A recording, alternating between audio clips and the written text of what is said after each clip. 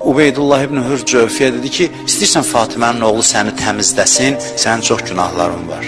Paklayayım, təmiz eləyim səni, gəl qoşul bizə. Ağanın sözünü yerə saldı. Dedi ki, mən sənə at verim, qılınc verim, amma məndən istəmə, can istəmə.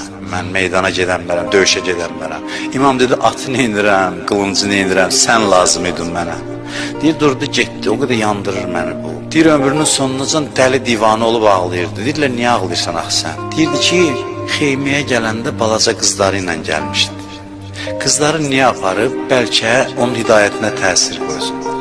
Deyir, ağa mənlə danışa-danışa oynayırdılar əlləri ilə, saqqalı ilə. Deyir, indi məni dərd götürüb ki, bunlar necə dözdülər bu ayrılığa? Bunlar atasından necə ayrılır? Bir də nəyə yanırsan? Deyir, bir də ona yanıram, o gözlər. O gözlərdə nə qədər eşq var idi.